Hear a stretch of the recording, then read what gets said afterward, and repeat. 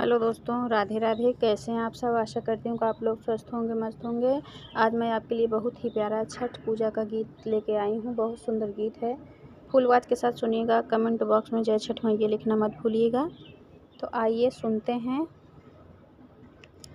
छठी माई के ऊंची नीची सीढ़िया, हमसे चढ़लो ना जाए, हमसे चढ़लो ना जाए। छठी माई के ऊंची नीची घटिया, हमसे चढ़लो ना जाए, हमसे चढ़लो ना जाए। हाँ ससुर जी कुदरिया, घटिया देहु ना बनाए, घटिया देहु ना बनाए।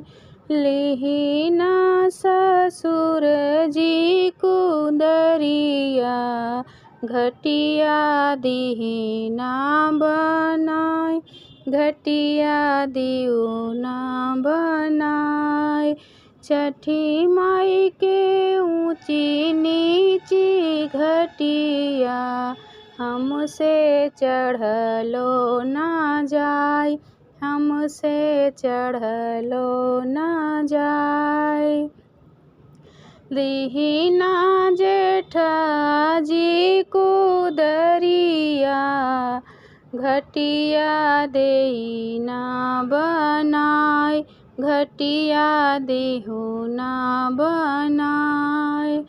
लिहिना जेठा जी कुदरिया, घटिया देहु ना बनाए, घटिया देहु ना बनाए। छठी माई के ऊंची नीची घटिया, हमसे चढ़लो ना जाए, हमसे चढ़लो ना जाए। लिहिना देवर जी कुदरिया, घटिया देही ना बनाए, घटिया देही ना बनाए। लिहिना देवर जी कुदरिया, घटिया देहु ना बनाए, घटिया देहु ना बनाए। छठी माई के ऊंची नीची घटिया, हमसे चढ़लो ना जाए, हमसे चढ़लो ना जाए। लिहिना सजन जी कुदरिया, घटिया देहु ना बनाए, घटिया देहु ना बनाए। लिहिना बलम जी कुदरिया, घटिया देही ना बनाए, घटिया देहु ना बनाए। छठी माई के ऊंची नीची घटिया, हमसे चढ़लो ना जाए, हमसे चढ़लो ना जाए। छठी माई के ऊंची नीची घटिया, हमसे चढ़लो ना जाए, हमसे चढ़लो ना जाए। हमहु भूखब छठी बरतिया, रउरा अरग देवा, रउरा अरग देवा। हमहु करब छठी बरतिया, रउरा अरग दिया, रउरा अरग दिया। छठी माई के ऊंची नी नीची घटिया हमसे चढ़लो ना जाय, हमसे चढ़लो ना जाय। साँझे बेरा अरग हम दिहबै, बिहने मंगबो आशीष, बिहने मंगबो आशीष।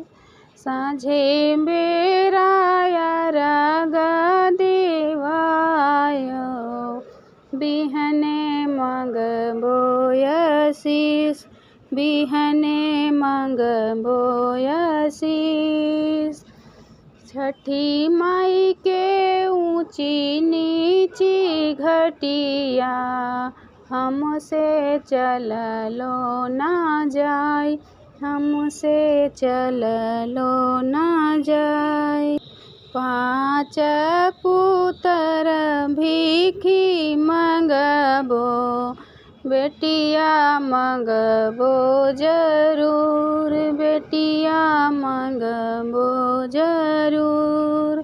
5 पुत्र भिखिया मंगबै, बेटिया मंगबो जरूर, बेटिया मंगबो जरूर।